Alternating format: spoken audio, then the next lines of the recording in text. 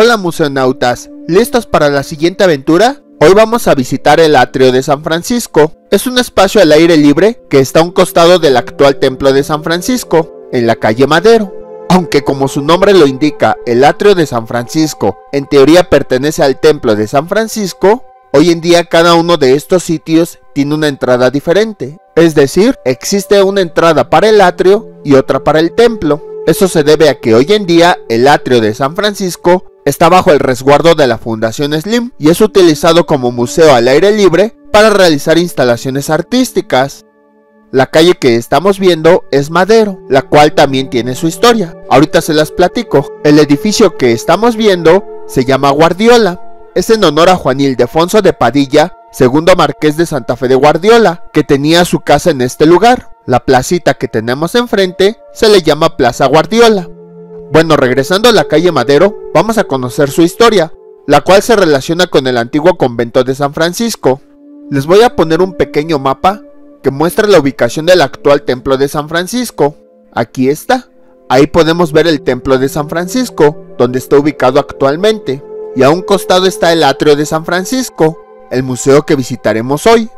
Podemos ver que el templo está rodeado por un rectángulo azul. Lo que pasa es que el actual templo de San Francisco, que vamos a ver en un momento, solo fue lo que quedó del convento de San Francisco original.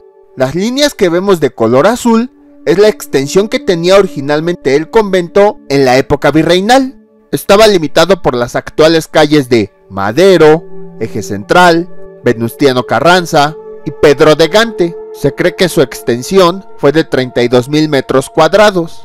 Entonces, debido a ese convento, la actual calle de Madero era conocida como la calle de San Francisco, ya que su entrada estaba precisamente en esa calle. En 1730, el virrey Juan de Acuña y Bejarano decretó que todos los plateros se movieran a la calle de San Francisco, y entonces esta calle cambió su nombre a calle de Plateros. Siguió siendo llamada así hasta la Revolución. Francisco y Madero entró triunfante por esta calle hacia el Zócalo tras la derrota de Porfirio Díaz. Muchísimas personas lo iban acompañando. Esto ocurrió el 6 de junio de 1911. Años después, Madero fue asesinado por Victoriano Huerta el 22 de febrero de 1913. A su muerte, Pancho Villa, que le tenía mucho aprecio, ordenó que esta calle fuera llamada como Francisco y Madero en honor a su nombre. Y desde entonces hasta el día de hoy, a esta vialidad se le conoce como Madero. Ahí tenemos una vista del atrio. Antes de conocerlo, primero vamos a conocer el templo. Como les había comentado, las entradas del templo y el atrio están separadas. En estos momentos estamos en la entrada del actual templo de San Francisco. En ocasiones, en su entrada, se ponen algunas exposiciones, como la que estamos viendo de Leonardo da Vinci. Ahorita pasamos a visitarla. Como habíamos mencionado anteriormente, este templo es lo que quedó del antiguo convento de San Francisco, y en el mapa ya habíamos visto sus dimensiones reales, pero su historia data desde mucho tiempo atrás. En la época prehispánica, en estos terrenos que estamos viendo, estuvo un espacio conocido como la Casa de los Animales. Hoy en día es conocido como el Zoológico de Moctezuma, ya que era el recinto favorito de Moctezuma Xocoyotzin, uno de los últimos gobernadores mexicas. A pesar de la carencia de la información con respecto a este zoológico prehispánico, su existencia se ha confirmado gracias a las crónicas de quienes lo vieron con sus propios ojos, algunos hallazgos arqueológicos y las descripciones que hacía Hernán Cortés en su segunda carta de relación que le envió a Carlos V, rey de España. Todo esto ocurrió entre los años de 1519 y 1521. La segunda carta de relación decía: tenía una casa donde tenía un hermoso jardín con ciertos miradores que salían sobre él. Tenía 10 estanques de agua, donde tenía todos los linajes de aves de agua que en estas partes se hallan. Existía una persona encargada de recolectar las plumas de aves que serían utilizadas para el arte plumario. Hoy en día no se sabe con exactitud el propósito del zoológico, pero se piensa que pudo servir como espacio recreativo donde las especies eran de ornato, como una manera de demostrar la grandeza mexica, y hasta un reservorio de especies usadas en la elaboración de medicinas. Algunos de los animales que había eran pumas, jaguares, linces, osos, bisontes, aves como patos, flamencos, garzas, águilas reales, halcones, pericos, guacamayas, quetzales y faisanes, serpientes de cascabel, especies acuáticas como rayas, peces sierra, guauchinangos, tortuga japonesa, cocodrilo, pez loro, entre otras. Se cree que este sitio tenía varias estructuras divididas por tipos de especies. Algunas de las instalaciones con las que contaba eran jardines, miradores, estanques de agua dulce y agua salada, jaulas de madera labrada y piezas de cerámica para guardar las serpientes. Y pues ya sabemos, en 1521 ocurrió la conquista española. Unos años después de consumada la conquista española, empezaron a llegar diversas órdenes religiosas. La primera orden que llegó fue la de los franciscanos, que seguían los ideales de San Francisco de Asís. En 1525, Hernán Cortés donó los terrenos donde estaba el zoológico de Moctezuma para que fuera construido un convento para ellos, y de esa forma se fundó el Convento Grande de San Francisco. Su fundación inició con la construcción de la iglesia de San José de los Naturales. En este templo se celebró el primer concilio mexicano y el primer auto de fe de la Inquisición. Para 1649, las instalaciones del convento ya eran insuficientes para los frailes, por lo que se demolió todo el conjunto para renovarlo. En 1710 sufriría nuevas modificaciones. Más tarde, hasta 1766, le fue anexada la capilla de Valvanera, cuya fachada, hoy en día, es el acceso principal del templo. En otras palabras, esta fue la única capilla que sobrevivió de todo el convento y es la que visitamos actualmente. En la imagen la podemos apreciar. La edificación de esta capilla generalmente se le atribuye al arquitecto Lorenzo Rodríguez, autor del sagrario de la Catedral Metropolitana. Hay registros de que en este convento existió una biblioteca. Fue una de las más antiguas de la Nueva España y también de las más grandes. Entre sus colecciones, la más importante se llama la Aurea Evangélica Americana, encuadernada en pergamino blanco con rótulos rojos. Tiene más de 100 tomos, reúne sermones de obispos jesuitas, franciscanos, agustinos, entre otros. Parte de esta colección se mantiene en la Biblioteca Nacional de México. Entre 1855 y 1863 fueron publicadas las leyes de reforma, en las cuales se establecía que todas las propiedades de la iglesia pasaban a ser parte del Estado. Entonces, al igual que otros conventos que ya hemos visto, este fue fraccionado y sus terrenos fueron vendidos a distintas personas. Y en cada uno de ellos fueron construidos varios inmuebles que hoy en día son considerados como íconos del centro histórico de la Ciudad de México. Dos de esos edificios ya los vimos. De hecho, cuando los visitamos, conocimos parte de su historia. Vimos que provenían a partir de los terrenos de este convento. Uno de ellos es la Torre Latinoamericana y el otro, el Centro Cultural El Rule. Es muy probable que en esta parte haya sido construida la Torre Latino y el Centro Cultural El Rule. Otros edificios importantes que surgieron a partir de los terrenos de este lugar fueron el Fondo de Cultura Económica Juan José Arreola, que fue construido en lo que fueran las capillas del Calvario y de San Antonio. En la calle 16 de septiembre se encuentra la pastelería La Ideal. En su interior hay restos de la sala de Profundis, que existió en el convento. También se encuentran el Templo Metodista de la Santísima Trinidad, en donde está el claustro grande del convento, y el Templo Expiatorio Nacional de San Felipe de Jesús. Ya que conocimos un poco de su historia, ahora sí podemos conocer este templo. Aquí estamos observando su fachada, que como ya comentamos, es la fachada de la capilla de Valvanera, que formó parte de este convento. Así como ven, la fachada es original de cuando existió esta capilla. Obviamente pues ha pasado por procesos de restauraciones y eso. Debido a su excesiva ornamentación, podemos observar que tiene un estilo barroco. Fue hecha de tezontle y cantera gris. Tiene relieve de ángeles, frutas, hojas de acanto y motivos florales. Justo arriba de la puerta hay un nicho vacío. Antiguamente en ese nicho estaba una imagen de San Francisco de Asís.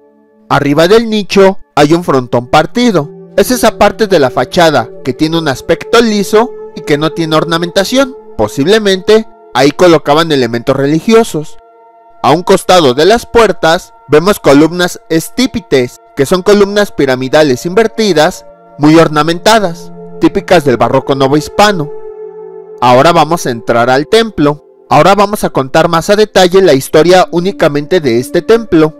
Todo empezó el 13 de agosto de 1523, cuando a la Ciudad de México llegaron desde Veracruz los primeros 3 franciscanos. Eran Juan Tecto, Juan de Ahora y Pedro de Gante. En junio de 1524 vinieron a México otros 12 clérigos de la Orden de San Francisco. Entre ellos estaban Martín de Valencia, García de Cisneros, Antonio de Ciudad Rodrigo y Toribio de Benavente, conocido como Motolinía. Todos estos fueron los primeros franciscanos que llegaron a la Nueva España. Cuando llegaron, recibieron un pequeño solar cercano a la Plaza Mayor. Ahí levantaron un modesto alojamiento y fue la primer casa franciscana. El aposento fue provisional, ya que poco tiempo después, Hernán Cortés les dio estas tierras para que aquí construyeran el convento de San Francisco. Eso ya lo vimos. Fray Pedro de Gante realizó la primera construcción religiosa del convento, que fue la capilla abierta de San José de Belén de los Naturales. Después se fueron construyendo más capillas en este lugar. Ahora ya sabemos por qué una de las calles se llama Pedro de Gante. Ahorita continuamos con la historia. Vamos a explicar este retablo. El retablo que estamos viendo es de estilo neoclásico, simétrico, consta de 3 partes y un remate. En el centro tiene una imagen de la Virgen de Guadalupe. Se asegura que fue pintada en una de las tablas de la mesa en donde Fray Juan de Zumárraga colocó la tilma de Juan Diego después del milagro. Apenas si se aprecia la imagen por el reflejo de la luz, es esa que se ve al centro. El resto de las imágenes son de San Joaquín y Santa Ana, que son los padres de la Virgen María, San José, San Felipe de Jesús y San Francisco de Asís. El retablo fue construido sobre madera labrada y dorada. Algunas de las pinturas que se ven ahí son recientes, de los siglos XIX y XX. La capilla en la que estamos es la de Valvanera, que es de la que hablamos hace un momento. Ya ven, por eso les conté un poco de su historia. Esta parte de la capilla conecta con la iglesia principal a través de un portón churrigueresco, es decir, una puerta con excesiva ornamentación. No se alcanza a ver en el video, pero en esta puerta están talladas las imágenes de San Pedro y San Pablo, San Ignacio de Loyola y a un Cristo. Es esa la puerta que les digo. Aquí tenemos una vista del acceso principal que conecta la capilla de Valvanera, que como les digo es donde estamos en estos momentos, con la iglesia principal. Más adelante entraremos a la iglesia principal. En este espacio hay imágenes de la Virgen del Sagrado Corazón y del Sagrado Corazón de Jesús, así como algunos otros óleos. Regresando con la historia, después de que Pedro de Gante dirigió la construcción de la primera capilla, la capilla de San José de Belén, empezaron a construirse otras. Una de las más señaladas era la capilla de Nuestra Señora de Aranzazú, que fue sede de la congregación de los vizcaínos. La primera piedra fue colocada el 25 de marzo de 1683, pero fue demolida a mediados del siglo XIX. Durante los siglos XVII y XIX fueron erigidas algunas otras capillas más, como la de Valvanera. También, como habíamos visto, las instalaciones ya no eran suficientes para los frailes, por lo que se tuvieron que hacer derrumbes, demoliciones y modificaciones hasta que fue construido el convento definitivo. La iglesia mayor fue dedicada el 8 de diciembre de 1716 para honrar a uno de los mejores arquitectos de la época, Pedro de Arrieta, quien, si no dirigió él mismo esta obra, por lo menos se la encomendó a uno de sus discípulos. Pedro de Arrieta estuvo a cargo de la primera basílica de Guadalupe. Como ya habíamos visto, debido a las leyes de reforma, el convento fue dividido en varios terrenos, los cuales fueron subastados por Matías Romero, en su calidad de ministro de Hacienda, bajo el gobierno de Benito Juárez. En este recinto hay una imagen de cómo se cree que era el convento de San Francisco en su época de esplendor. Ahí la están viendo en su pantalla. Vamos a entrar ahora a la iglesia principal y ahí continuaremos viendo la historia. Listo, vemos un relieve de uno de los santos, como les había comentado anteriormente, y una vez que lo vimos, entramos a la iglesia principal. En una de las tantas subastas que hubo en las que se vendieron los fragmentos de los terrenos del convento, la iglesia principal fue comprada en 1868 por protestantes episcopales, y estos se lo vendieron a los jesuitas el 21 de junio de 1898, y ellos lo ceden nuevamente a los franciscanos, recuperándolo en 1948. El arzobispo de México, Luis M. Martínez, en ese entonces, fue quien le dio las facilidades a los franciscanos para recuperar esta iglesia. De esa forma, la orden religiosa de San Francisco de Asís pudo recuperarla y permanece en sus manos hasta el día de hoy. Ya que conocemos la historia de esta iglesia principal, vamos a hablar acerca de ella. Así como lo hemos visto en muchas otras iglesias, su planta tiene forma de cruz latina, su techo tiene forma de bóveda y una cúpula octagonal con una airosa linternilla. Ahorita la veremos. Ahorita estamos en la parte trasera, pero ahorita que demos vuelta para ir a la parte delantera, vamos a ver el techo con forma de bóveda, y también vamos a ver que en la parte alta hay 6 inmensas pinturas. Estas representan la vida de San Francisco y fueron pintadas para la iglesia por el maestro José Suárez Olvera entre 1955 y 1962. La mayoría de las pinturas representan pasajes de la vida de San Francisco de Asís. La primera de ellas es esta que estamos viendo aquí. Se llama Renuncia a la casa paterna.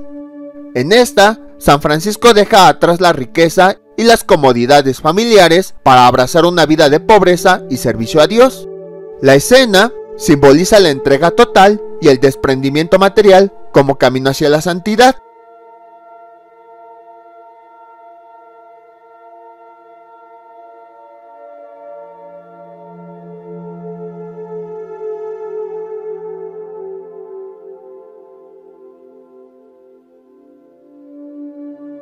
La siguiente pintura que estamos viendo aquí se llama El nacimiento en Grecio. Representa la primera recreación del nacimiento de Jesús en un pesebre, organizada por San Francisco en el pueblo de Grecio, Italia. Este acto pionero es considerado el antecedente del pesebre navideño moderno y subraya la importancia de San Francisco de Asís en esta tradición navideña.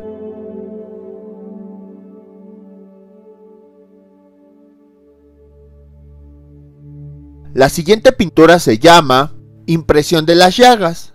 También es conocida como la recepción de los estigmas. Es una pintura que ilustra el instante milagroso en que San Francisco recibe las heridas de Cristo en su cuerpo, simbolizando su unión mística con la pasión de Jesús. Es una escena central en la iconografía franciscana. Para quienes no lo sepan, los estigmas son heridas que les crecen a algunas personas que nunca cierran. Sin embargo, tampoco se les infectan o se les genera pus, infección, gusanos o algo así. En todo momento están abiertas y de ellas se desprende un aroma a dulce. Estas heridas aparecen en las manos y en los pies y se dice que representan las heridas de Cristo cuando estuvo crucificado. Se dice que solamente se les aparecen a las personas elegidas por Dios.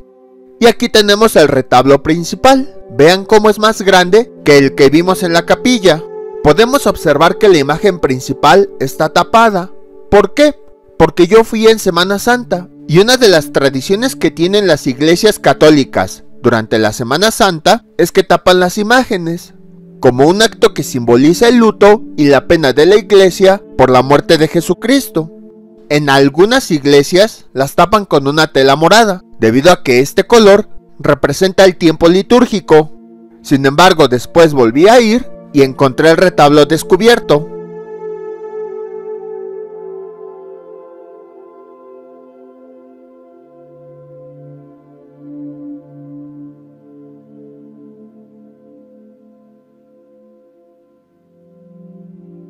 Aquí está. Este retablo que estamos viendo, aunque no lo parezca, es relativamente reciente. Fue construido en 1973. Se pudo construir gracias a que sobrevivieron los lineamientos del antiguo altar proyectado por Antonio Gil y que fue destruido el siglo pasado. Entonces podemos decir que es una reconstrucción a partir del original. Es un retablo de estilo barroco con columnas Entre los nichos que podemos ver se guardan esculturas de varios santos, como San Francisco de Asís, Antonio de Padua y un Sagrado Corazón de Jesús. Las figuras son de madera policromada. A un costado del altar mayor se encuentra sepultado Fray Juan de Torquemada, quien escribió la obra monumental Monarquía Indiana y que fundó varias iglesias y fue el creador de la Calzada de los Misterios. En su obra Monarquía Indiana, que es una de las primeras grandes historias de la conquista y la evangelización de México y América, defiende la legitimidad y la importancia de la conquista española y la labor evangelizadora de la Iglesia en las tierras recién colonizadas. Sus escritos fueron usados para argumentar a favor de la justicia de la colonización y la necesidad de convertir a los pueblos indígenas al cristianismo.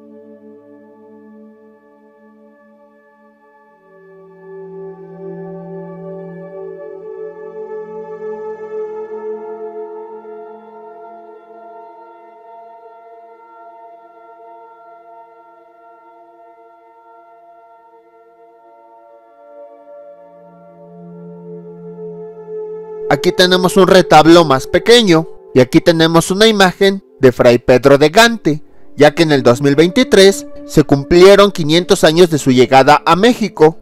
De hecho, en el 2025 se cumplen 500 años de la fundación de este convento.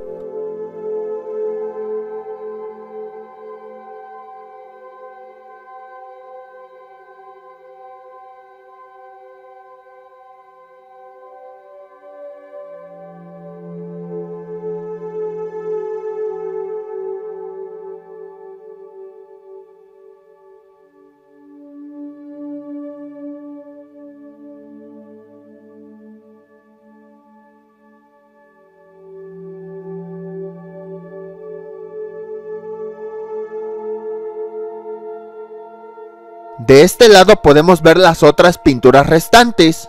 La siguiente pintura se llama La Glorificación de San Francisco.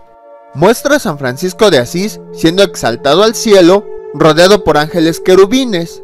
En algunos cuadros, debajo del cielo, están algunos de sus seguidores. La obra simboliza la santidad y la importancia espiritual de San Francisco y su impacto en la iglesia y el mundo.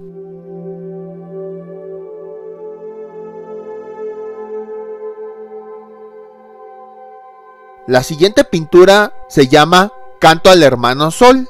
Representa el famoso poema escrito por San Francisco, que también es conocido como el Cántico de las Criaturas. De hecho, en ocasiones esta pintura es llamada como Cántico de las Criaturas o Cántico de las Criaturas. Aquí, San Francisco alaba a Dios por medio de sus criaturas, reconociendo la belleza y el propósito divino en elementos como el sol, la luna, el viento, el agua, el fuego, la tierra y la muerte.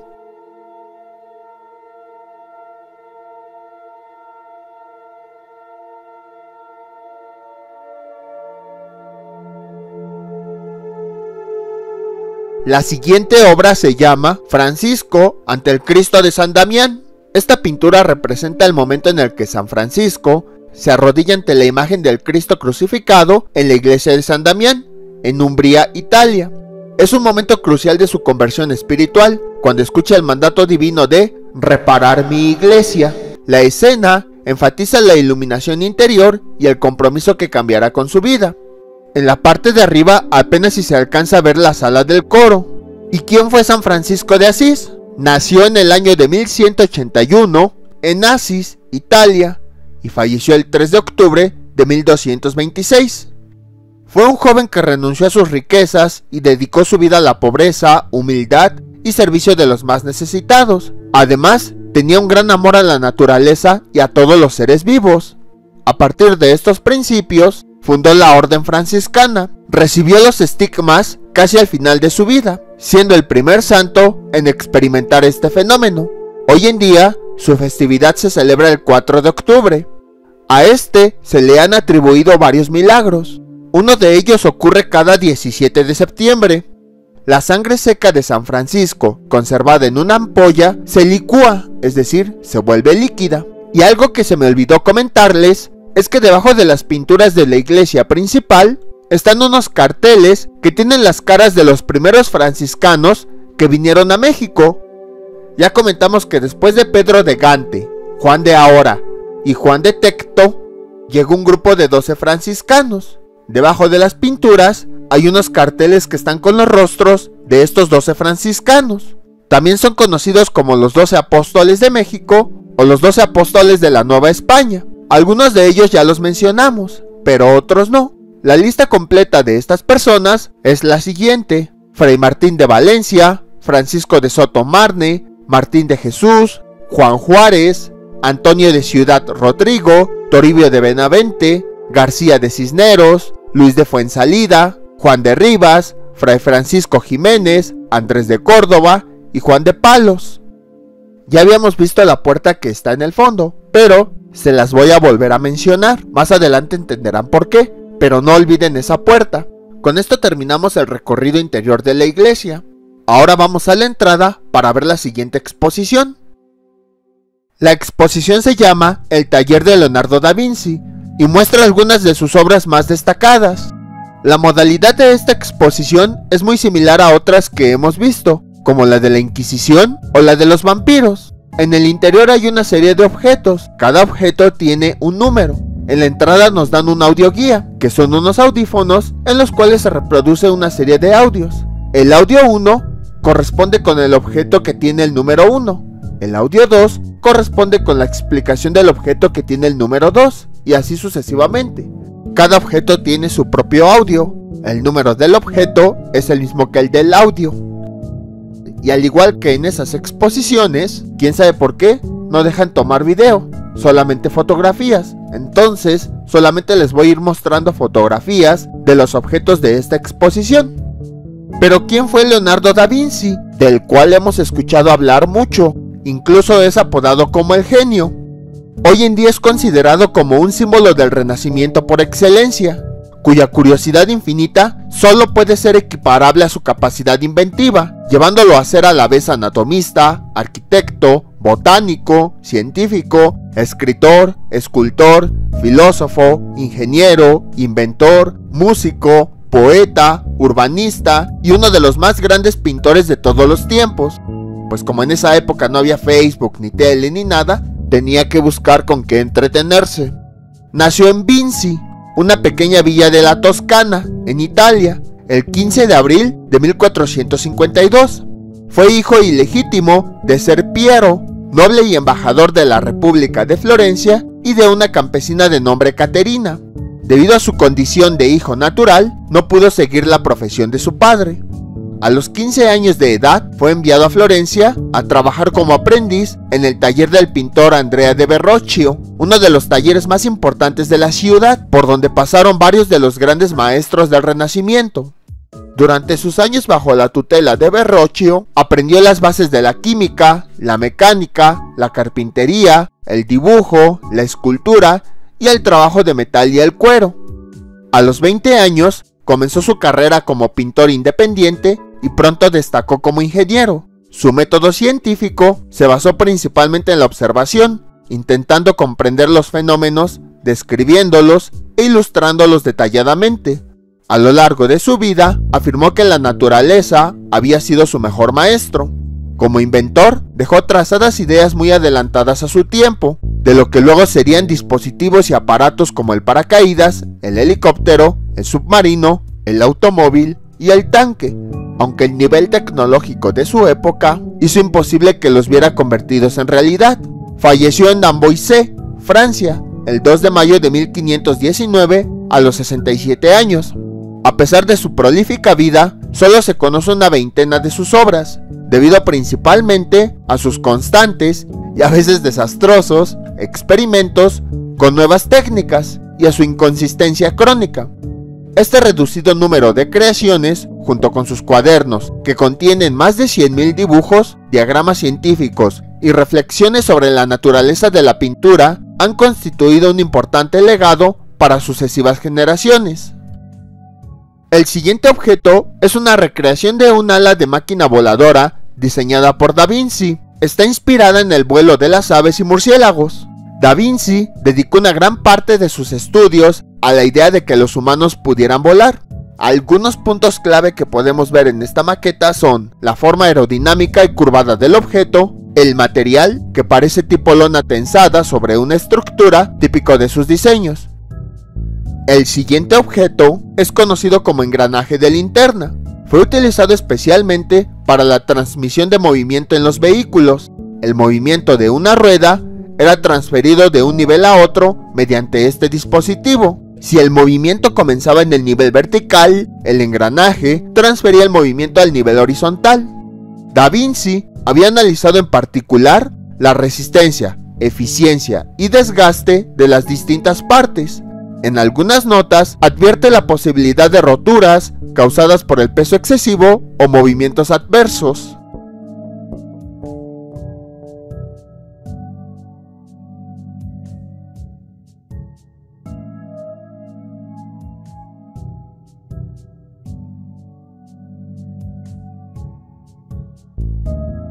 Este objeto es una polea. Las poleas se utilizan para levantar pesos, dirigiendo la fuerza de tracción de una cuerda en una dirección distinta a la fuerza de tracción. Este estudio permite levantar grandes pesos sin un esfuerzo considerable. El peso del objeto al levantar se distribuye en todas las poleas. Leonardo incorporó el estudio de la fricción al comportamiento de ruedas, ejes y poleas, componentes fundamentales para sus inventos.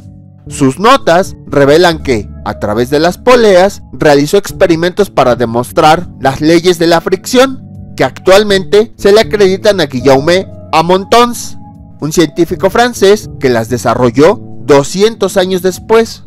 El siguiente dispositivo es un mecanismo de autobloqueo. El uso de este era decisivo sobre todo para máquinas que tuvieran que levantar pesos considerables, como las grúas que tenían que levantar el cargamento sin arriesgar su caída, en la carga de la catapulta, o bien para ajustar la distancia del rango y reducir el riesgo de carga.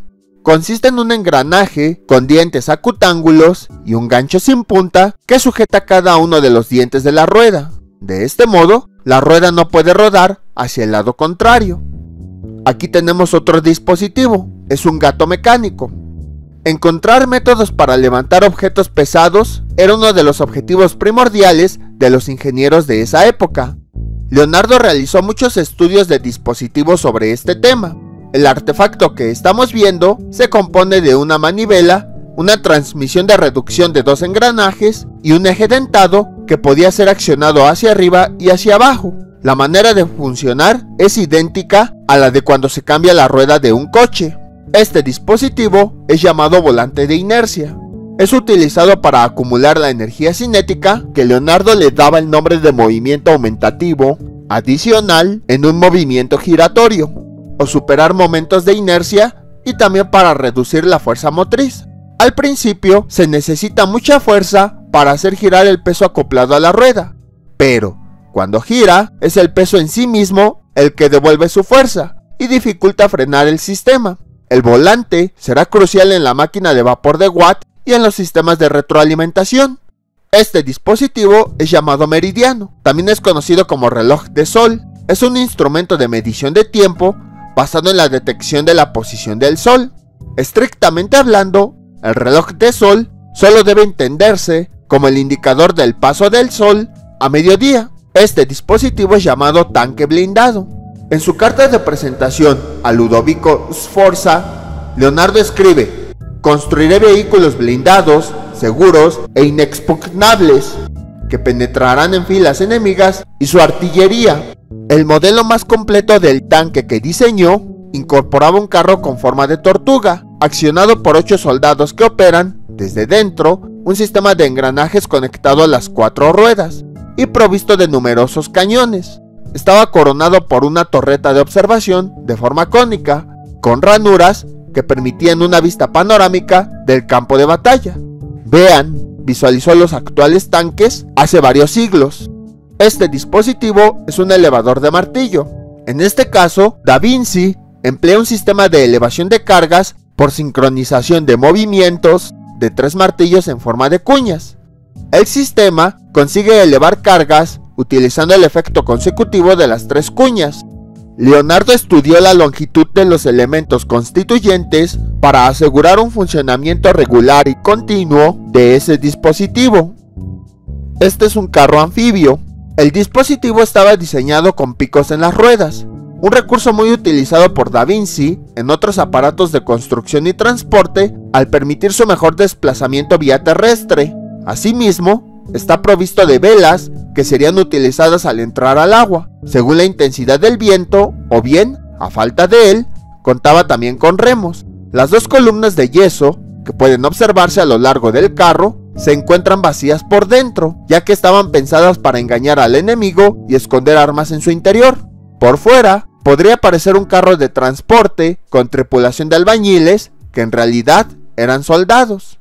Este es un mecanismo autómata. Da Vinci inventó varios artefactos con mecanismos de movimientos automáticos, basado en sus invenciones anteriores, como los mecanismos de los relojes. Solía usarlos con motivos teatrales o festivos.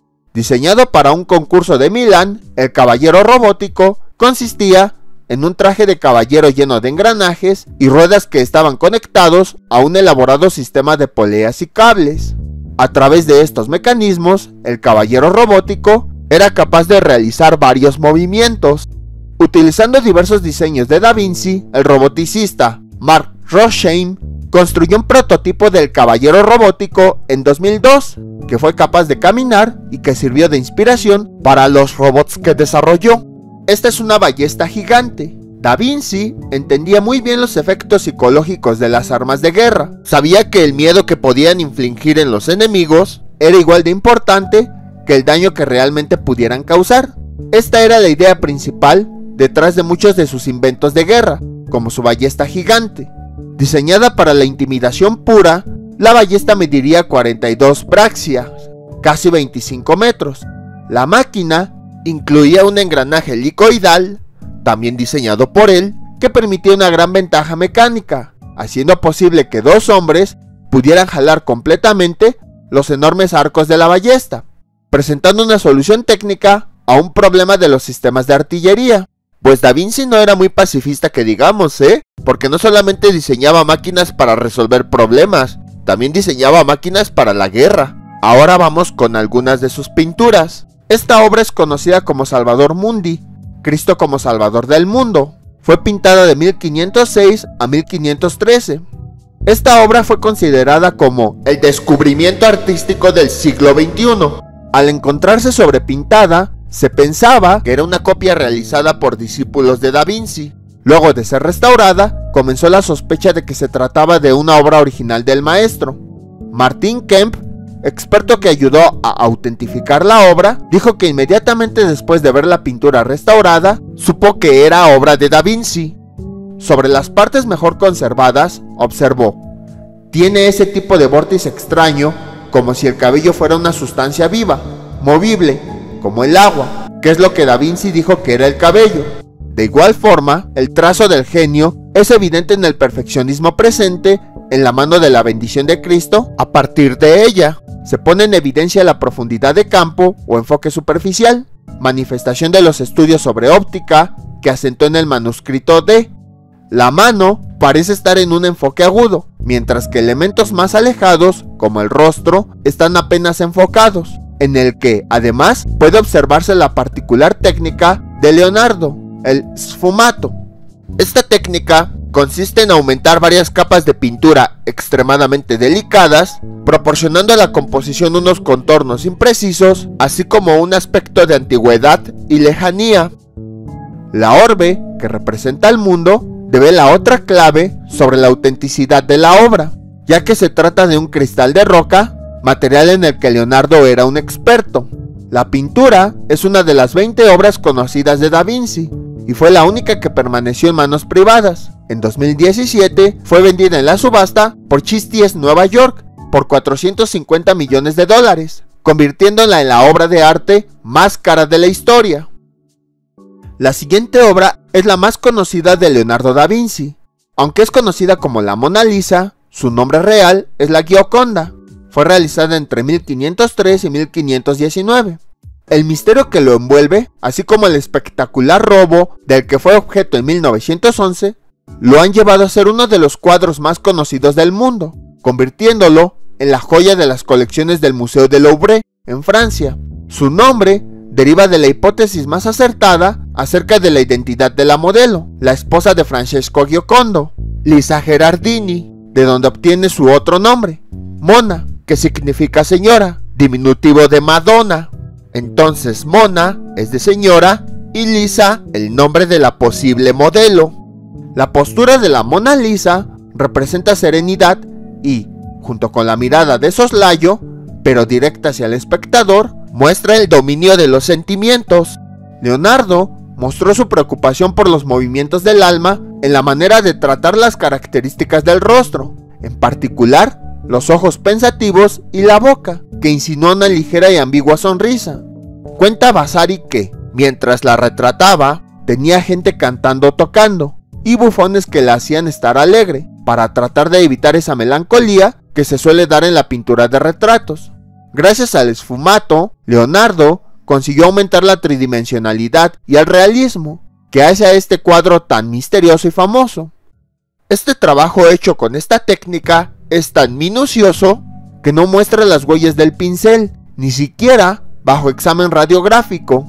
La siguiente obra se llama San Juan Bautista, realizada entre 1513 y 1516. Para realizar el retrato del santo patrono de Florencia, Leonardo utilizó como modelo a su discípulo predilecto, Gian Giacomo Caprotti, conocido como el Salai. La suciedad acumulada en la superficie de la pintura ha acentuado el efecto tenebrista, que, cuando fue pintada, debía ser un experimento del claro-oscuro. La intensidad de la figura, aislada mediante el foco de luz que está contra las sombras, la dota de un atractivo singular, que después imitarían otros artistas del barroco, como Caravaggio o Zurbarán. La apariencia de San Juan, andrógina o hermafrodita, cuadra con el ideal de belleza humana de Leonardo. La expresión del rostro, lánguida y ambigua, es típica de sus últimas obras. Tiene una delicadeza y misteriosa suavidad que parece contradecir la personalidad de Juan, el intransigente y abstemio predicador en el desierto, como lo describe la Biblia. El gesto de señalar al cielo sugiere la importancia de la salvación a través del bautismo, que San Juan representa. Actualmente forma parte de la colección del Museo del Louvre de París, en Francia. Aquí tenemos un reguilete que con luces ilustra una de las figuras clásicas de Da Vinci. Este pues no es un invento, ya es algo más actual. Este sí lo grabé porque en fotografías no se iba a ver el efecto que producen las hélices. Es una forma visual de representar la siguiente imagen. Este es el dibujo que representa. Se llama El hombre de Vitruvio. Es uno de los dibujos que representa las proporciones ideales del cuerpo humano. Se basó en los escritos del arquitecto romano Vitruvio, quien decía que el cuerpo humano es un modelo perfecto de simetría y proporción, y puede ser usado como base para diseñar edificios. El dibujo muestra cómo el cuerpo humano es una medida armoniosa de la naturaleza, y cómo se puede aplicar tanto en arquitectura como en arte. El círculo representa lo divino celestial y el cuadrado lo terrenal o material. El hombre está en ambos, mostrando que es un puente entre dos mundos. Aquí está una vista de los dos elementos conjuntos. El siguiente invento es un prototipo de bicicleta. En un aparato de la obra Condes Atlanticus de Leonardo da Vinci ya apareció un dibujo de una bicicleta. La hoja data alrededor de 1492 y se le asignó el número 133. De un lado se tiene dibujos en tinta atribuibles a la mano de Da Vinci. Hay garabatos varios y, en el extremo superior derecho, el boceto de la bicicleta. El dispositivo tiene dos ruedas alineadas con rayos, manubrio, asiento, dos pedales y transmisión de cadena con tracción de la rueda trasera. Los pedales tienen, como en las bicicletas modernas, unas bielas fijadas a un plato dentado en el cual se engancha la cadena. En cuanto al manubrio, no queda claro si tiene la capacidad de hacer doblar la rueda delantera o si es fijo. El siguiente dispositivo es un paracaídas triple. A partir de sus observaciones, Da Vinci se dio cuenta de que el aire se puede comprimir y puede ejercer una resistencia tal que permita sostener un cuerpo. Partiendo de esto, desarrolló el paracaídas. El aire que se acumula al interior debe empujarlo hacia arriba, retrasando su caída y contrarrestando la fuerza de gravedad. El paracaídas que Leonardo diseñó, asentado en el Códice Atlántico, tiene la forma de una pirámide, la cual tiene una base cuadrada y se describe como un lienzo de tela gruesa, más precisamente, una estructura cubierta con lino que no debe tener aberturas. Leonardo afirmaba que gracias al paracaídas, el hombre puede arrojarse desde una gran altura sin lastimarse. El paracaídas no fue diseñado como un sistema de seguridad, sino como un sistema planeador. El siguiente cuadro se llama la Dama del Armiño. El armiño es el animal que está cargando la mujer, representa la pureza. La mujer del cuadro se llama Cecilia Gallerani. Tenía alrededor de 16 años cuando fue pintada. El armiño es un símbolo de pureza, ya que se creía que prefería morir antes que ensuciar su pelaje blanco. El apellido de Cecilia, Gallerani, suena parecido a Galé, una palabra griega para armiño. Además, el armiño también era un emblema personal de Ludovico Sforza, que era amante de la mujer. Era otra forma de indicar la conexión que existía entre ellos. Cecilia está mirando hacia un lado, mientras que el armiño gira en la misma dirección, como si sintieran lo mismo. En este caso, Da Vinci capta un momento emocional compartido, que era muy avanzado para su época. La posición de las manos no es casual. Cecilia sostiene el armiño de forma elegante, revelando serenidad y control, un signo de nobleza. Da Vinci, en esta obra, usa luz suave para modelar el rostro con una realidad tridimensional. La siguiente obra se llama La Virgen, el Niño Jesús y Santa Ana. No se sabe con exactitud quién encargó esta obra ni cuándo. Actualmente se data hacia 1508 y 1510. Generalmente se considera que fue un encargo para el retablo de la Basílica de Annunziata, en Florencia. Hoy en día se encuentra en el Museo del Louvre, París, en Francia. La composición presenta a María y a su madre Ana. María, la hija, está sentada sobre las rodillas de su madre. María se inclina hacia adelante para sujetar al niño Jesús, mientras este juega, de manera bastante brusca, con un cordero, símbolo de su propio sacrificio. Los rostros son dulces y amorosos, apreciándose gran parecido entre madre e hija. La escena se desarrolla en un paisaje atemporal, rocoso, como ocurre en la Virgen de las Rocas, que delata el interés del autor por la geología. Los picos montañosos parecen evaporarse en una atmósfera azulada que inunda toda la composición. Las pinceladas son ligeras, en el típico esfumato leonardesco, mediante una técnica de veladoras sucesivas que crean un efecto evanescente. La defectuosa conservación ha aplanado el color en los mantos de la Virgen y de Santa Ana, y ha hecho desaparecer una poza que ocupaba todo el primer plano y en el que se hundían los pies de Santa Ana.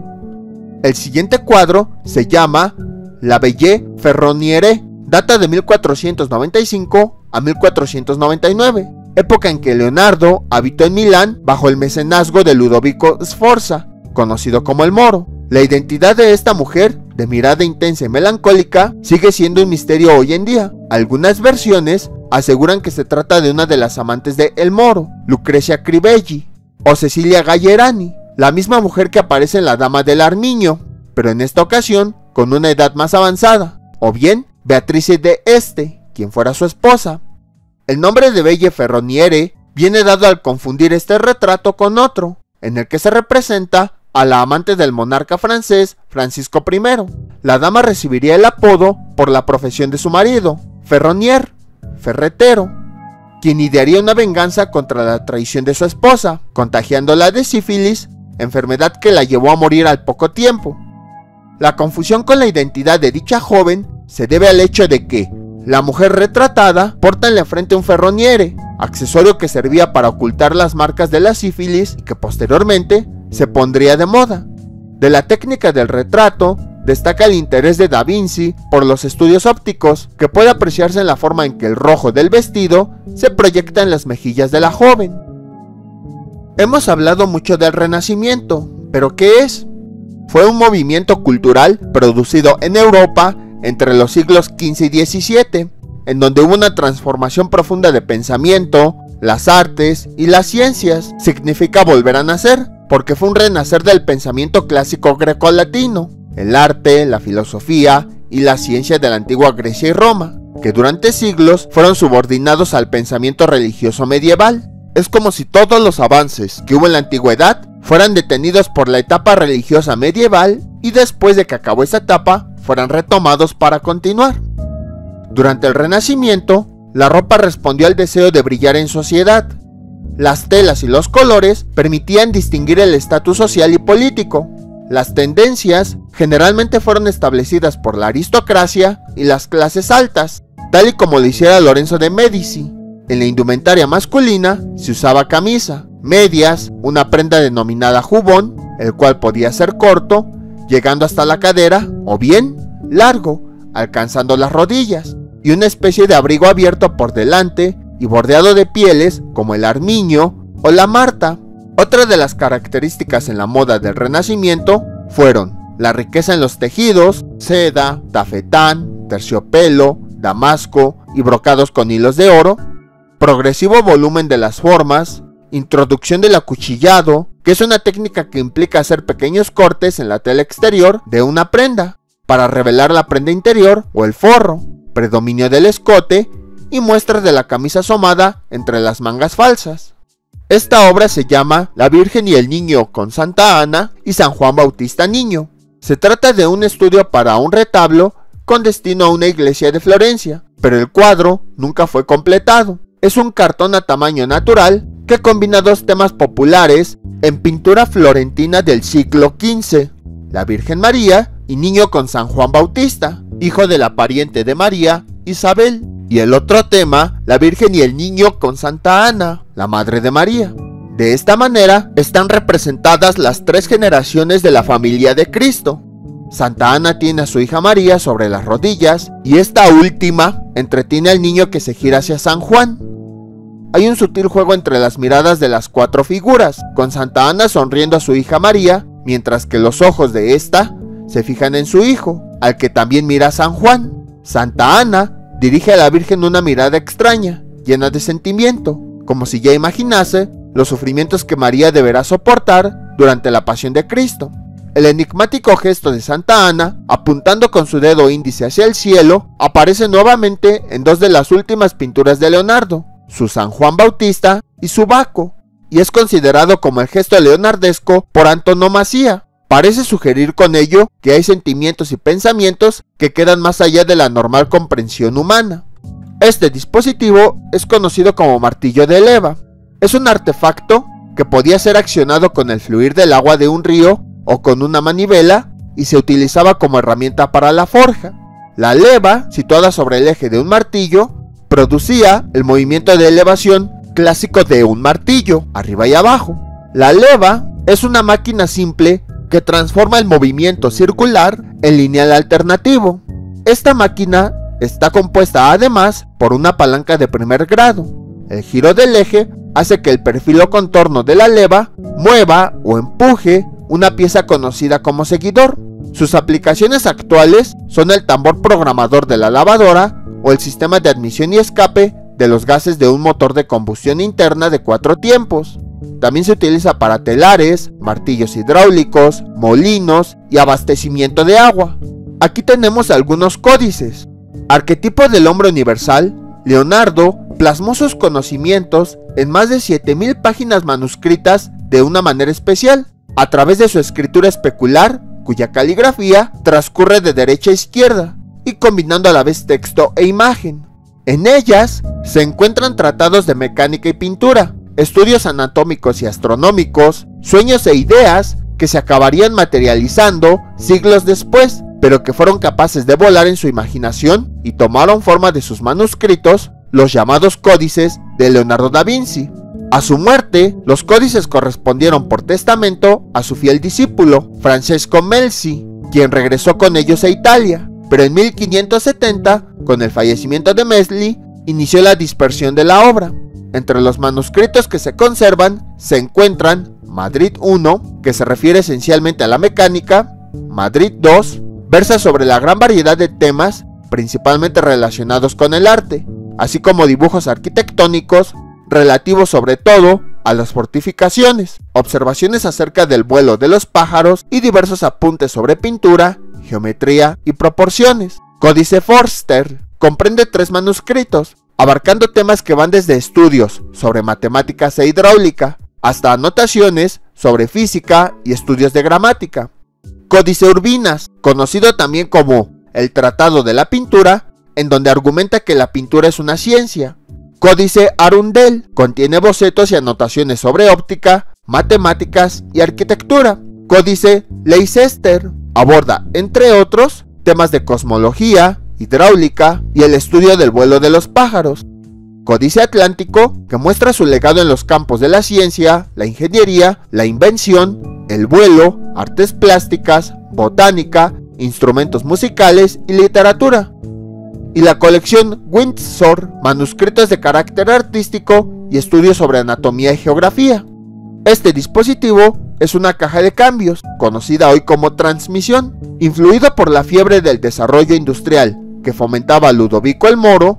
Leonardo diseñó un cambio de velocidad compuesto por 2 piezas, una cilíndrica y otra cónica, que gracias a una serie de engranajes lograba, a través del propio mecanismo, un cambio de velocidades. Este sistema precursor plasmó la concepción de la caja de cambios que se conoce hoy en día. Aquí tenemos más códices.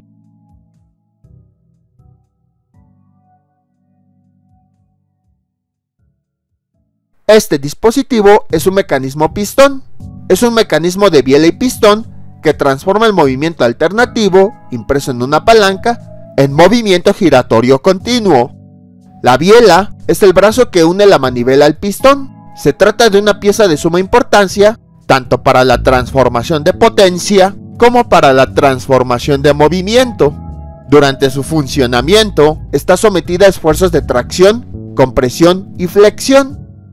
El siguiente dispositivo es un cojinete de bolas. Da Vinci lo desarrolló entre los años de 1498 y 1500, con la finalidad de reducir la fricción entre 2 platos que estarían en contacto, para su famoso diseño del antecesor del helicóptero.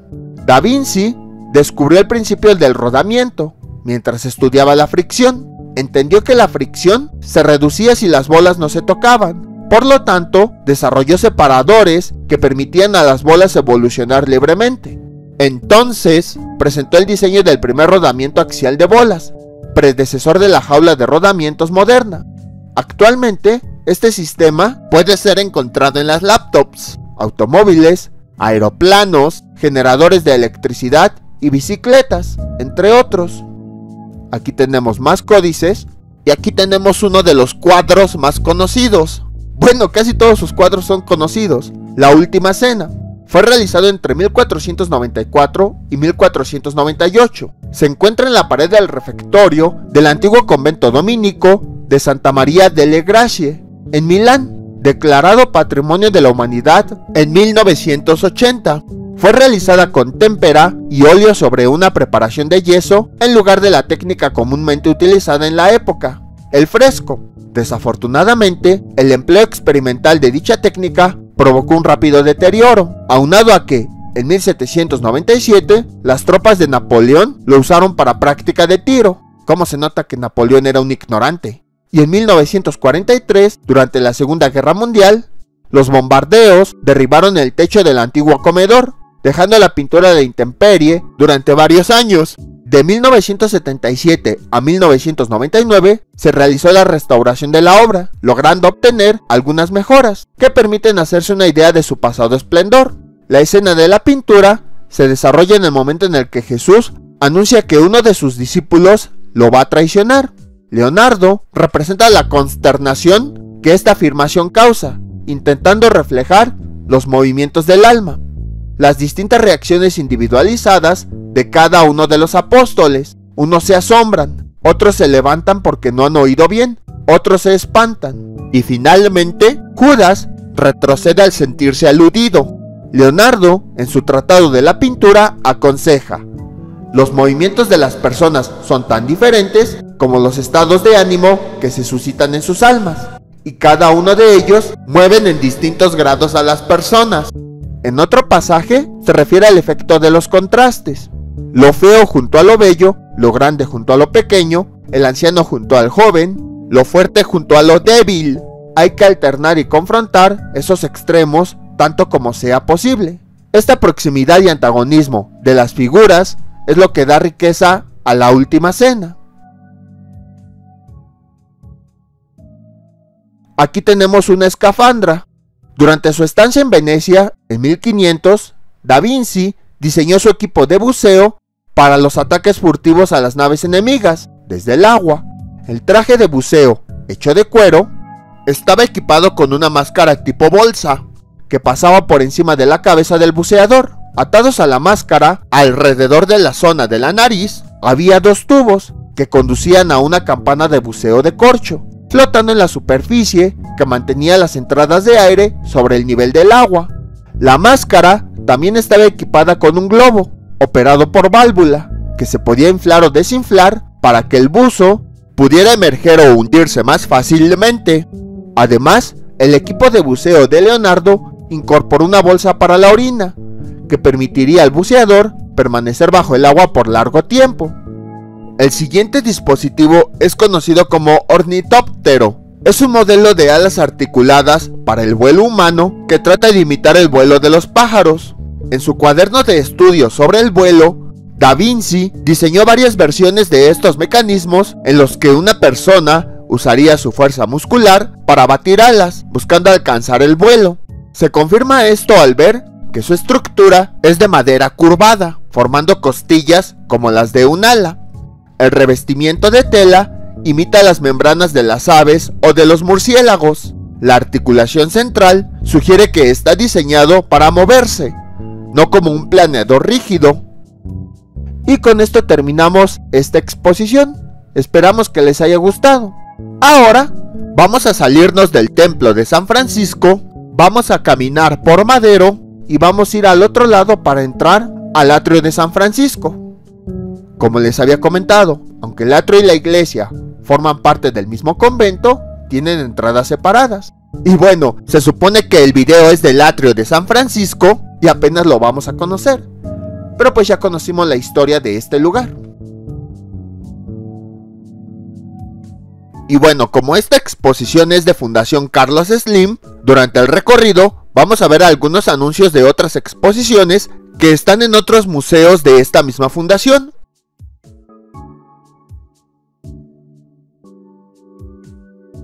Y bueno, a mi parecer, yo lo considero como un museo abierto, ya que no tiene techo. De hecho, este espacio ya lo habíamos visitado un poquito cuando visitamos la Torre Latino, pero no nos enfocamos a él. Y hablando de la Latino, ahí se ve al fondo. Aquí verificamos que efectivamente la Latino, este atrio y la iglesia de San Francisco están en los terrenos del antiguo convento de San Francisco. Aquí las exposiciones que se montan son temporales, por lo que es posible que cuando ustedes lo visiten vean una exposición diferente. La exposición que a mí me tocó ver cuando lo visité se titula Marisole Warner Bass, Ruptura en Movimiento. El Museo Soumaya, que tiene 3 sedes, ya hemos visitado una, regresa al antiguo atrio del Templo de San Francisco con la obra escultórica de Marisole Warner Bass, que nació en 1936 y falleció en 2014. De formación autodidacta, la artista mexicana perteneció a una generación que, a finales de los 50, se alejó de los temas nacionalistas y revolucionarios que marcaron la estética de la primera mitad del siglo XX. A mediados de la década de 1980, Marisole conquistó el Bastión de Mármol, como le llamaban al Palacio de Bellas Artes, con una propuesta abstracta. Después vino la serie Dar en el clavo. En su imaginario, los clavos de ferrocarril se convirtieron en seres cabizbajos que formaban parte de escenas colectivas evocadoras de temas religiosos, entierros, bailes, circos y muchas otras cosas. Entre 1989 y 1990, exploró la continuidad de la línea y el movimiento con esculturas realizadas a partir de cintas de hierro modeladas con pinzas. Hace 25 años tomaría forma uno de sus proyectos más ambiciosos, Todo se mueve, de 1997, en el Museo Universitario del Chopo. Más adelante lo visitaremos. Con esta exposición, la artista invitó al público a convivir con las esculturas, interactuar con ellas y reconfigurarlas para que no fueran una única pieza, sino todas las que pudieran ser. Sus creaciones constituyen obras abiertas, con una infinidad de significados, tal como las definió en 1955 el semiólogo italiano Umberto Eco, del cual ya hemos hablado en otros museos. A propósito de los móviles de Alexander Calder, los volúmenes geométricos y abstractos corresponden a los presupuestos estéticos del arte contemporáneo, al tiempo que sus cualidades arquitectónicas invitan a todos los públicos a habitar los espacios que surgen entre sus formas. Una parte importante de la producción de Marisol fue creada y conservada en una casa estudio, en Las Cabañas, Tepoztlán, Estado de México. Hacia el final de su vida, ese acervo fue donado a Museo Soumaya, Fundación Carlos Slim, para compartirlo con todo el pueblo de México. Se van mis hijos, refiriéndose a las pinturas y esculturas, vestidos de quinceañeras. Cuando vi a la gente del museo que vino a embalarlas, parecían eso, quinceañeras que se van a vivir su propia vida. Me siento libre para comenzar de nuevo.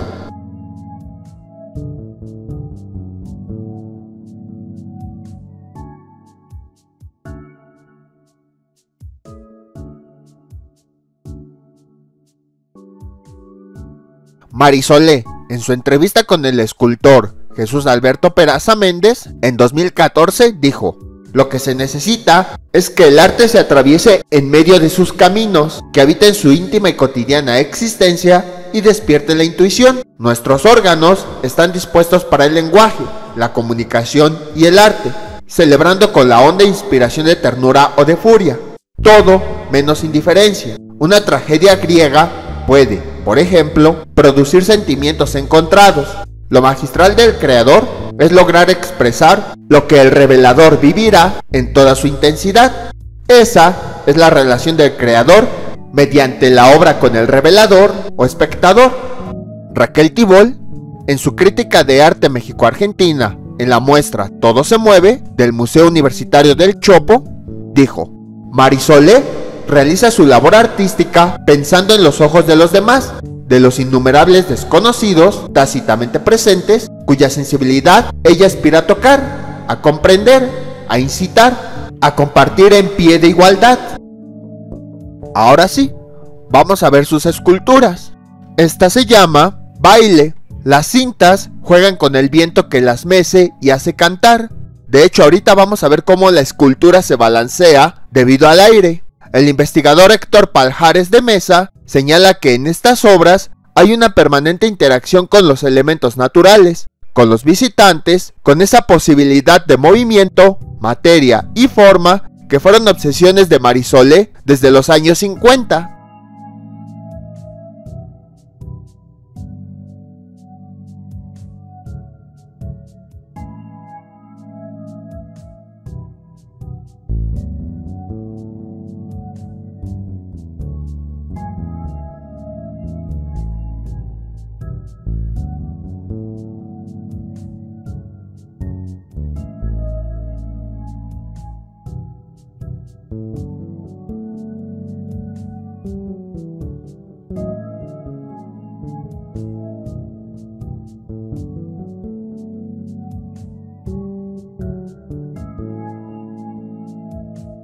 Esta obra se llama Triciclo. Marisol decía: "El arte para mí siempre ha sido magia y nunca he podido bajarme de ella". Por eso este triciclo representa este sentimiento.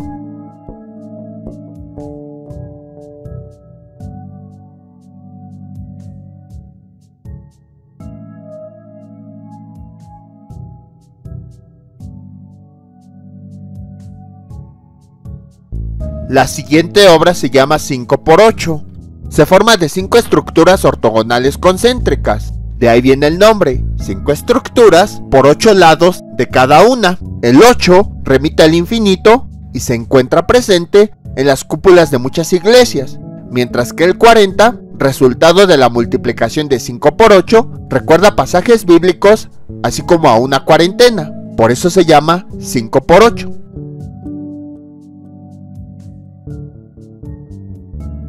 La siguiente obra se llama Circunferencia Simple.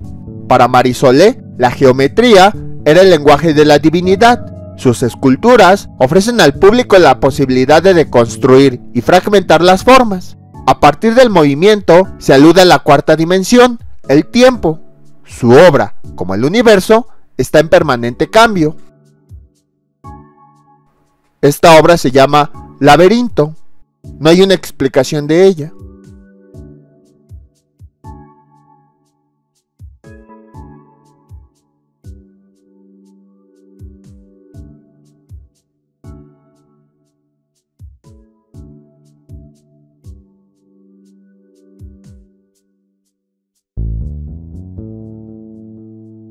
La siguiente obra se llama Pirámide Trunca.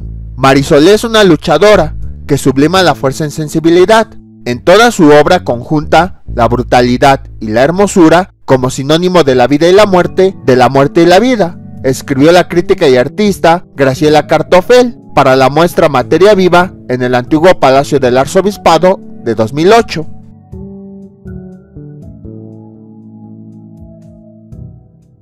La siguiente obra se llama Silla 1 y la obra de al lado se llama Silla 2. Atormentada por el alcoholismo y la soledad, en la década de 1960, Marie-Soleé pintó una serie de sillas vacías que simbolizan la ausencia. Hacia fines de los 80, tras su rehabilitación en Alcohólicos Anónimos, la artista resignificó su propia temática al crear 2 sillas que parecen invitar a una charla. Posteriormente, la artista fundó centros de rehabilitación juvenil que siguen activos. Gracias al programa de 12 pasos, Marie-Soleé permaneció sobria los últimos 20 años de su vida. Agradecida con esta segunda oportunidad, emprendió un taller colectivo, aún en funciones, ubicado en Las Cabañas, Tepoztlán, Estado de México, en el que a través del arte se ayuda a numerosos jóvenes de la comunidad. La siguiente pieza se llama Pájaro. De hecho, sí se puede observar que tiene forma de pájaro. La libertad y las transmutaciones de la materia fueron preocupaciones constantes para Marie-Soleé. Esta escultura, que parece levantar el vuelo, da cuenta de ello. Las formas son como una cinta de Moebius, en la que no se distingue principio ni final, un atisbo de infinito.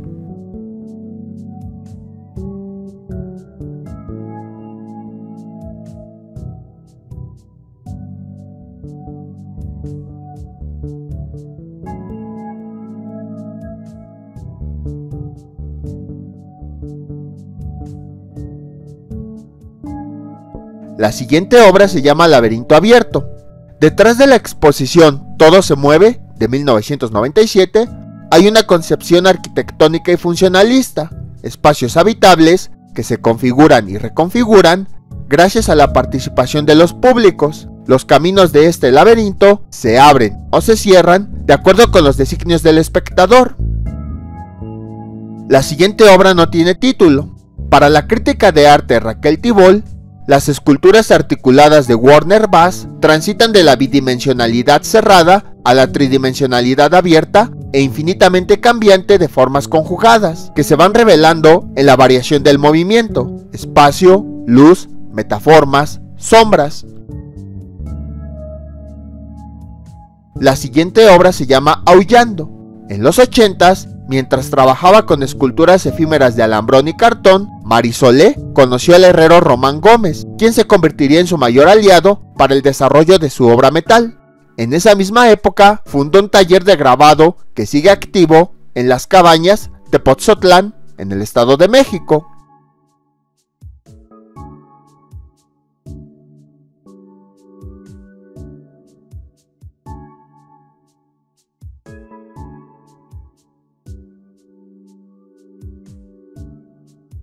Esta obra no tiene título. Marie-Soleé profesaba el panteísmo. Para ella, Dios se encontraba en todas partes y en todas las cosas. A finales del siglo XX se mudó a una cabaña en Tepoztlán para estar en contacto con la naturaleza y los designios divinos. Su padre le enseñó: Dios no existe afuera, ya está dentro de ti, ese es tu Dios. Ahí tenemos una vista general de este espacio. Al fondo podemos ver la Casa de los Azulejos, que ya visitamos hace tiempo.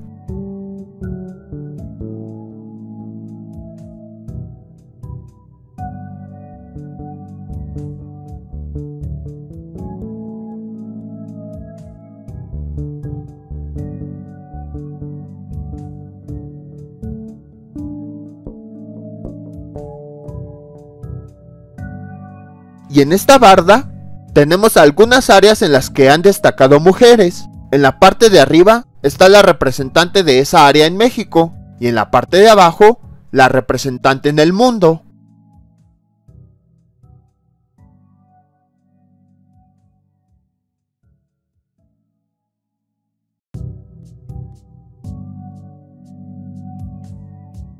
Empezamos con las artes plásticas. En México, uno de sus representantes fue Ángela Gurria. La escultora inauguró con su obra Señales la Ruta de la Amistad en México 68. Eso lo vimos en el Museo Soumaya, el que está en Plaza Loreto. En su producción destacan las formas abstractas como reminiscencias mesoamericanas, talladas en piedra o elaboradas en concreto con tamaños monumentales. En el mundo destacó Louise Bourgeois. Es una escultora francesa norteamericana que participó en movimientos de vanguardia del siglo XX, surrealismo, expresionismo abstracto, posminimalismo, entre otros. Su madre, quien era tejedora, inspiró las Mamán, sus icónicas esculturas de araña en las que confluye la doble naturaleza de la maternidad, protección y depredación.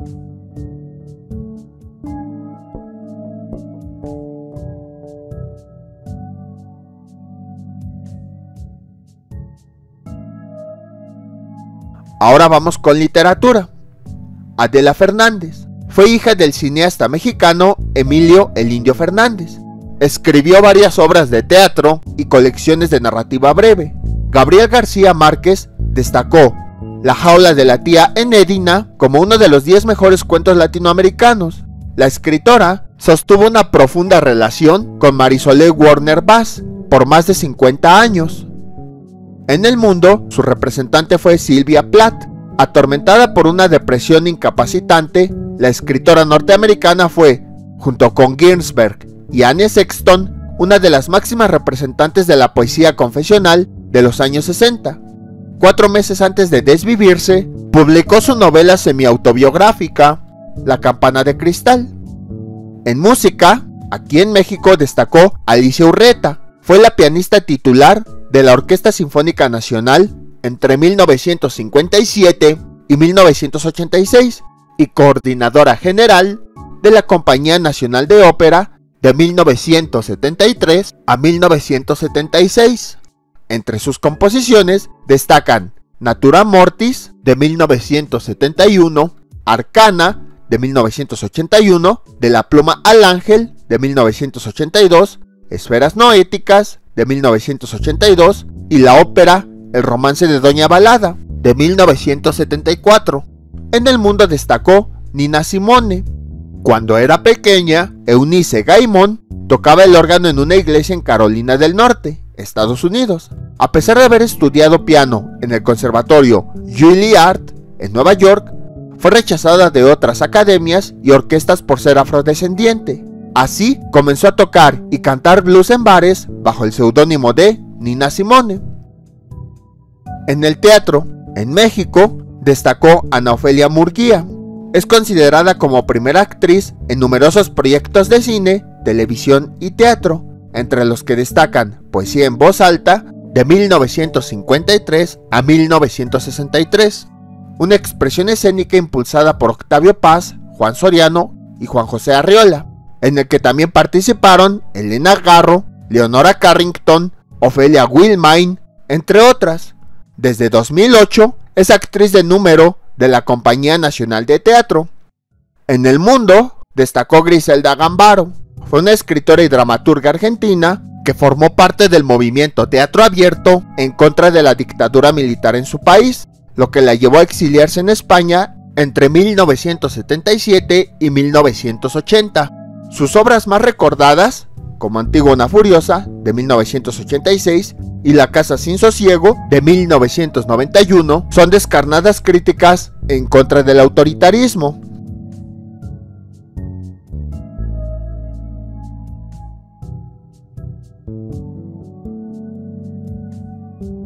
Aquí tenemos una vista de la Torre Latino.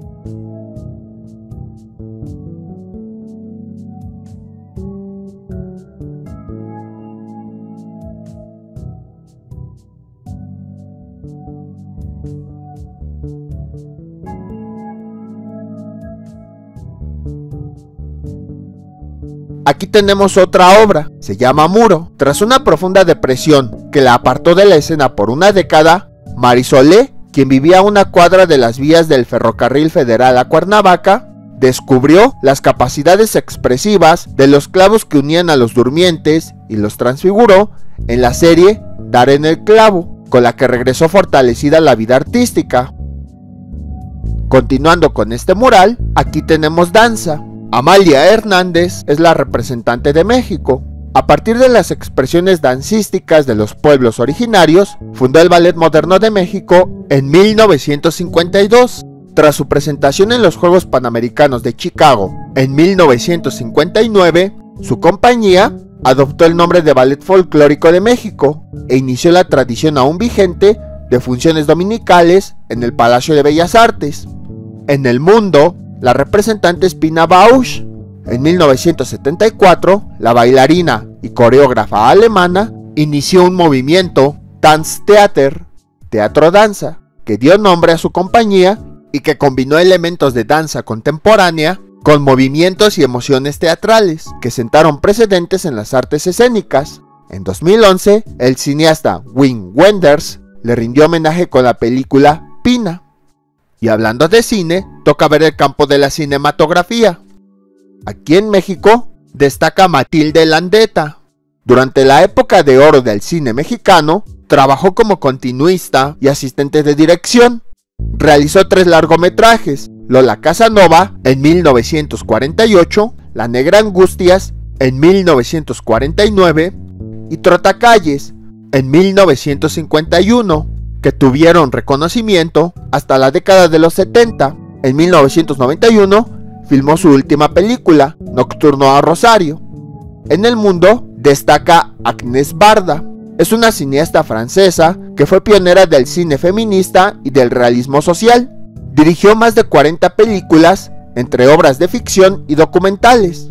Su filme sobre el barrio de pescadores, La Pointe-Courte, de 1954, fue el precursor del estilo Nouvelle Vague, que significa nueva ola, que abogó por narraciones más profundas e intimistas, con escenas a menudo improvisadas.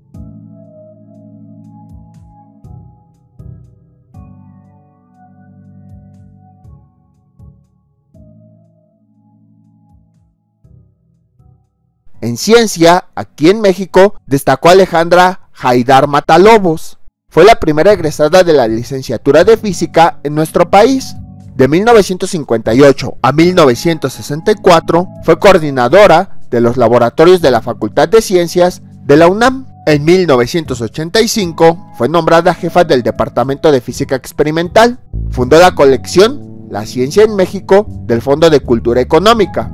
En el mundo destaca Margarita Salas. Es una bióloga española que desarrolló la aplicación del ADN polimerasa del virus bacteriológico FI-29 para emprender un análisis genético, arqueológico o paleontológico que permite a los oncólogos detectar grupos de células que puedan desarrollar tumores. Sus investigaciones han contribuido al estudio y prevención del cáncer. Y tenemos la parte de feminismos. Marcela Lagarde, en México, es la representante. Con su libro Los cautiverios de las mujeres y sus análisis sobre la violencia de género, se convirtió en una figura referencial de los movimientos feministas de América Latina.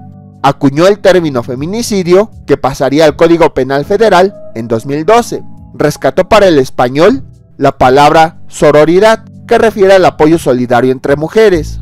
En el mundo destaca Silvia Federici. Es una teórica italiana del feminismo anticapitalista. Su análisis del modelo económico con perspectiva de género la llevó a identificar distintos tipos de violencia: obstétrica, sexual y reproductiva. Su libro Calibán y la bruja, de 2004, analiza la expropiación social de los cuerpos femeninos.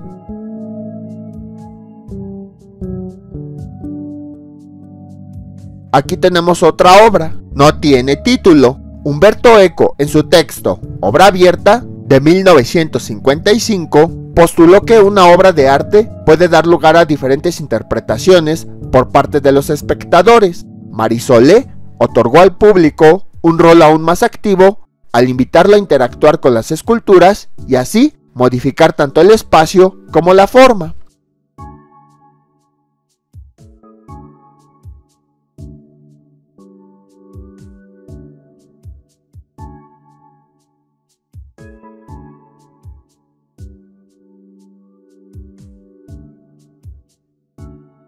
La siguiente escultura se llama Signo Indefinido, no tiene explicación.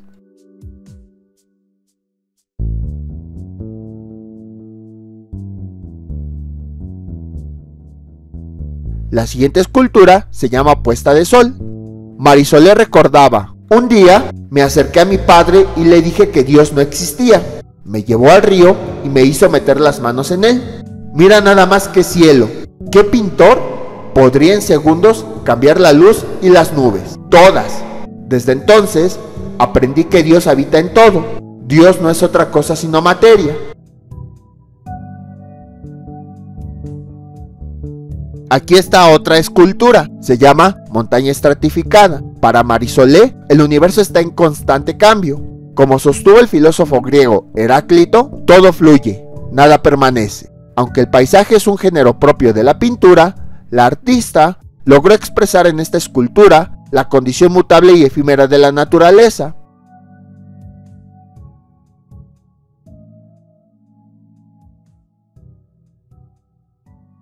Y aquí tenemos una vista de la Plaza Gabriel García Márquez. Ya la habíamos visto anteriormente cuando visitamos el Centro Cultural El Rule, pero ahora la vemos con diferentes ojos, porque ya conocemos su historia. Ya hemos aprendido que esto formaba parte de los terrenos del antiguo convento de San Francisco, y es un espacio en común donde hoy en día conviven tres sitios diferentes cuyos terrenos originalmente estaban unidos: la Torre Latinoamericana, que ya la vimos, el Centro Cultural El Rule, que también ya lo vimos, y de este lado está el Templo de San Francisco.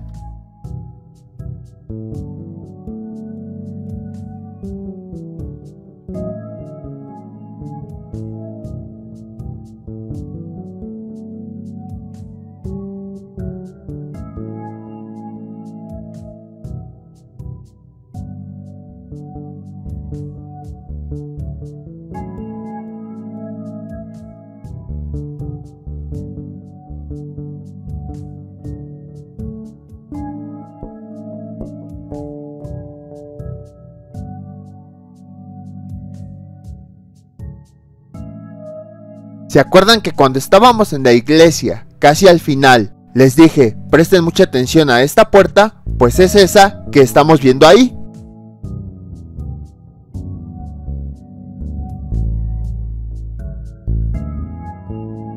Por eso se las mencioné.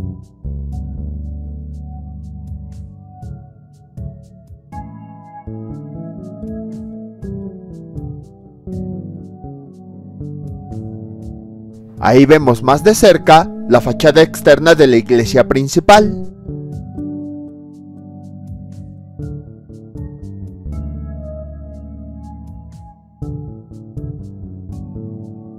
Es interesante ver que este espacio ya lo habíamos visitado, pero ahora que volvemos a venir, ya lo vemos con otros ojos, puesto que ya conocemos su historia.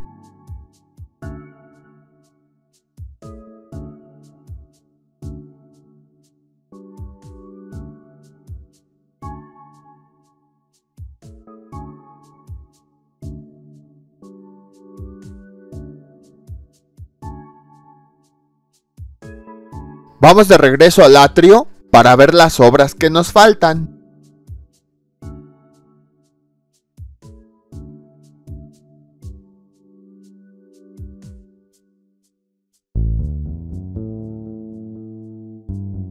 Ahora vamos a caminar hacia la derecha. Hay un pequeño pasillo que tiene una vista magnífica. Está rodeado de árboles y eso hace que se sienta un ambiente de relajación. Vean, incluso lo usan para tomarse fotografías por lo mismo. Aquí encontraremos más esculturas.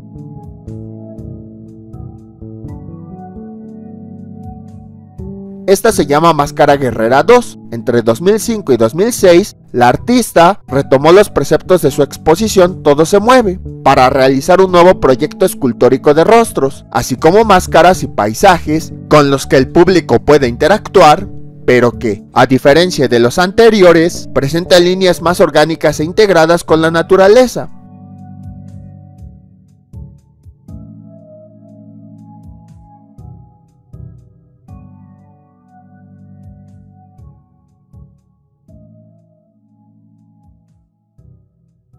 Aquí tenemos esta escultura que no tiene título y tampoco explicación.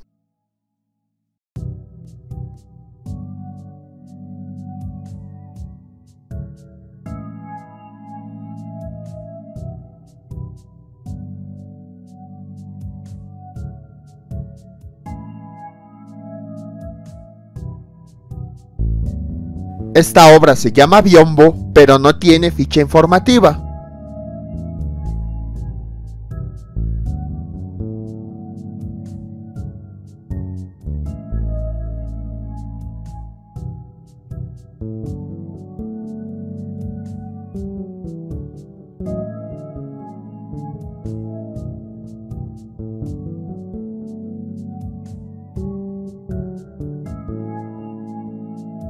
Y aquí tenemos esta escultura que se llama Búho 3, pero igual no tiene explicación.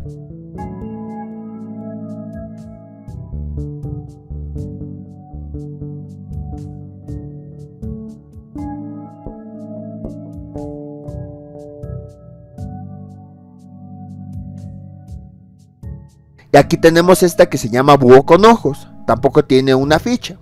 Y con esto terminamos este video. Como ven, es un lugar interesante porque tiene pasado, presente y futuro. Es interesante ver cómo estamos en un espacio que existió hace 500 años.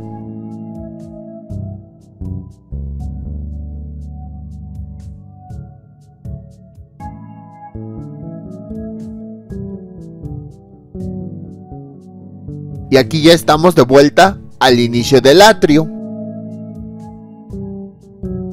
Y ahí tenemos una vista de la Torre Latino.